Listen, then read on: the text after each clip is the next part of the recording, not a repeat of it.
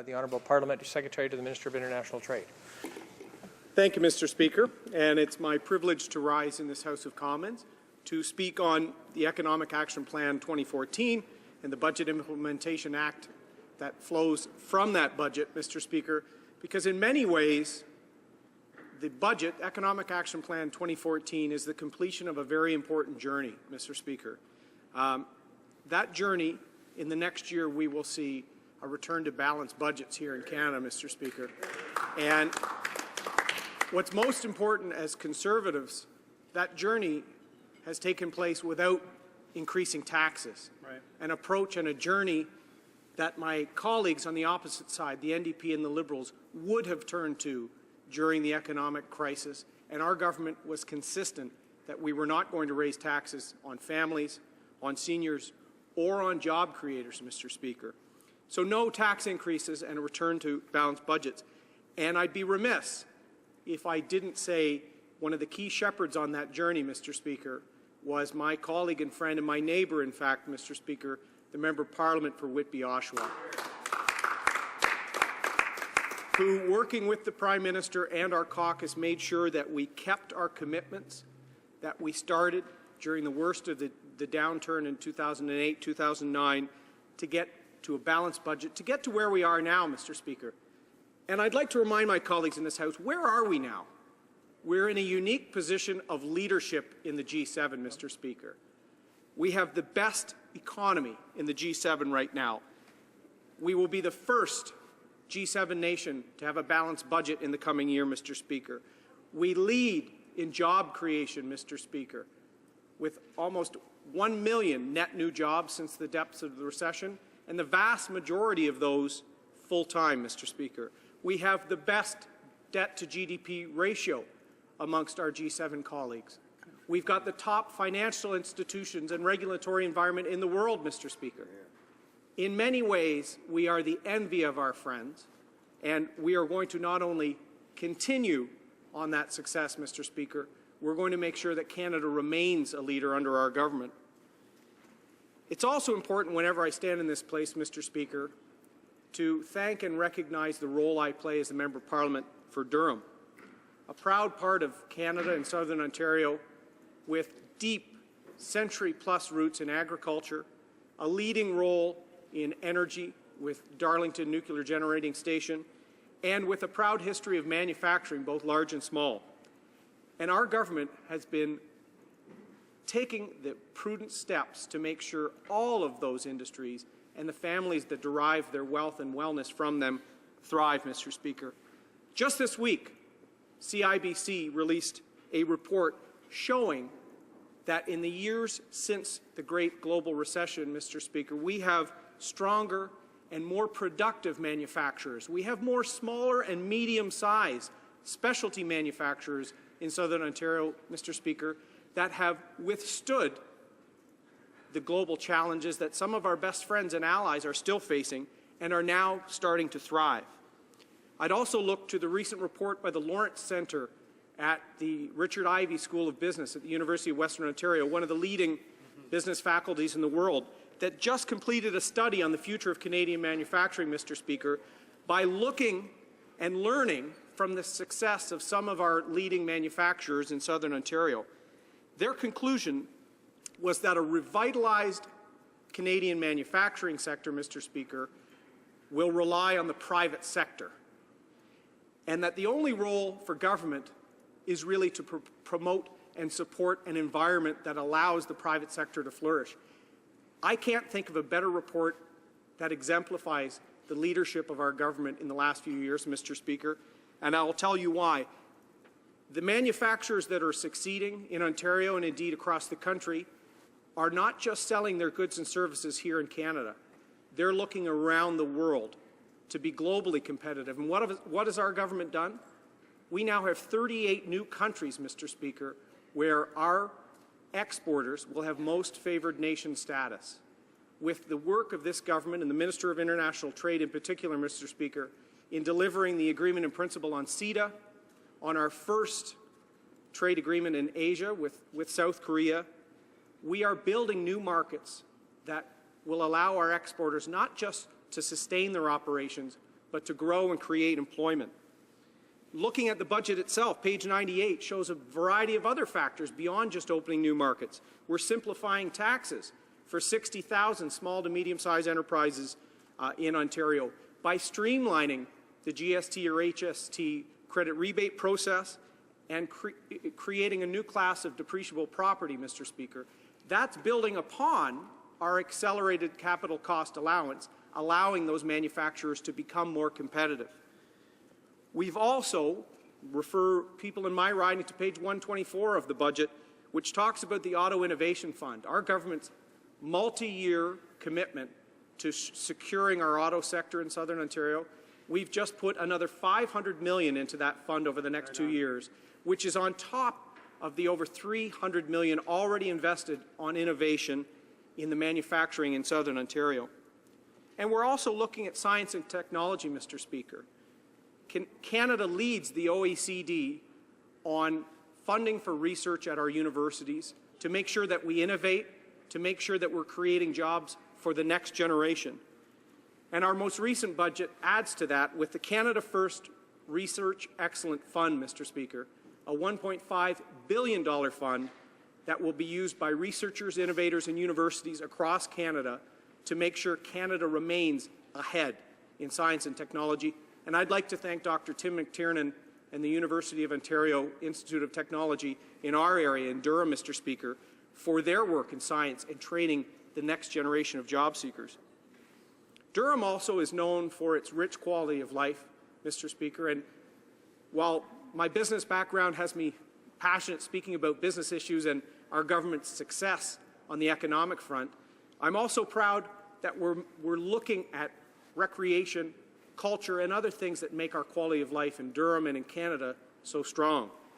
I'm very proud of our government's Recreational Fisheries Conservation Partnership Program, and this last budget is doubling the annual funding to that program over the next 2 years. In my community, Mr. Speaker, before my election to Parliament, I was fortunate to work alongside dedicated volunteers at Valleys 2000 and the Bowmanville Creek Anglers Association, who for many years had been looking at making sure that migrating fish species on the Bowmanville Creek could reach their spawning grounds despite dams and obstacles in their way. With funding from this Fisheries Conservation Partnership Plan, Mr. Speaker, that group in Bowmanville, these volunteers, have created a fish bypass channel which this spring, for the first salmon run and trout run, will allow those fish to bypass a dam and spawn up creek. And I have to thank those volunteers, led by the late Al Strike, Mr. Speaker, Harold Hammond, Reverend Frank Lockhart, Dave Lawson, Steve Kay, Jack Hampsey, and a range of other passionate volunteers from our community that got that program to where it was at, and our government was happy to help and complete some of the funding. And finally, Mr. Speaker, as a veteran myself, I have to note that starting on page 223, our government maintains its strong commitment to our veterans and their families. With a $108 million commitment to the Last Post Fund, we are taking this funeral and burial program, Mr. Speaker, that's intended for impoverished or indigent veterans, and we're expanding it beyond its mandate in World War II and Korea to the modern-day veterans so that no one will slip between the cracks, Mr. Speaker. That is on top of our increases last budget in funding for those services specifically. The budget also mentioned the Afghan commemoration, and I'm going to be one of many of these MPs here proud to stand with Canadians and the family of the fallen on May 9th when we commemorate one of Canada's most sustained missions abroad, where over 40,000 of our best young men and women served our country when called upon. We're also putting in priority hiring for injured veterans, Mr. Speaker.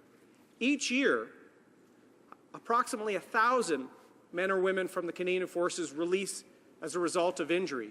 We're putting them at the top of the priority hiring list for the civil service, Mr. Speaker, a measure I hope the opposition and the public sector unions can finally get behind to put those veterans in a place that will make sure they will thrive when they transition out of uniform. We're also putting increased spending into the MyVac account, and other resources so veterans can access their services. Mr. Speaker, it's always an honour for me to rise to represent my riding of Durham, and I'm happy to just highlight a few measures that makes our budget and its implementation so pivotal for Canada. Questions and comments? The honourable member for London Fanshawe. Thank you very much, Mr. Speaker, and I thank my colleague for his remarks. Last night, I went to the Veterans Affairs Committee, and we heard from the Last Post Fund, the people who support and try to maintain funding for veterans in difficult financial circumstances. And they were very clear. This government may well indeed have put more money into the fund, but nobody can access it.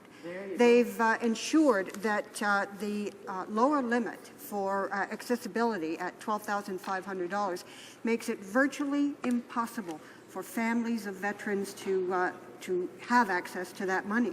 How on earth can they brag about something in terms of the money they've provided when no one can get to it? The honourable parliamentary secretary.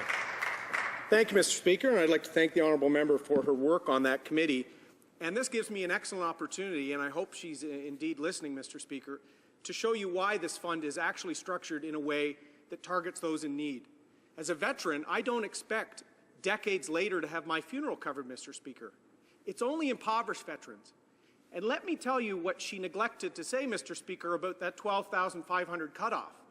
That amount of net assets for a deceased veteran does not include their house and does not include their car, Mr. Speaker. So we are actually talking about people that only have that amount of assets at the end of their life. The car and the house could actually mean the veteran has more. So we're not just talking about homeless veterans or people like that, Mr. Speaker. This is an amount that's set that's very reasonable to make sure that those that fall between the cracks, that need support, get it. I would invite the member and the NDP to stop playing games and tell the full story on how that number is calculated. Questions and comments? The honourable member for Charlottetown. Playing games with respect to the Last Post Fund, this member and I served together on the Veterans Committee when the last budget was brought down. And this member would know full well that in the last budget, the government put in $65 million. They budgeted $65 million in the Last Post Fund, knowing full well that there was absolutely no possible way that that money would be spent. So that money would lapse and go against the deficit. So my question for the member is twofold. Number one, can he stand up and tell us how much of the $65 million that was budgeted in the last budget has actually been spent on veterans? We both know the answer. And the second one, this 108 that he speaks of, are they going to do the same thing? The honourable parliamentary secretary. Thank you, Mr. Speaker. And this is another great question by my Liberal colleague to allow me to explain how this works to him as well, because he being from Charlottetown, likes to play a few games on this subject as well, Mr. Speaker, although I know his heart is in the right place. When it comes to these funds, Mr. Speaker, this government, nor could any member of this House, predict in 10 years from now how many veterans who are impoverished may pass. So what these amounts do, Mr. Speaker, is they provide a contingency reserve within the fund that will provide enough flexibility over the course of the coming decades for access. The amounts he referred to from last year make sure that the individualized costs for funeral, burial, and the services around them have come up, reflecting a higher cost than a generation ago.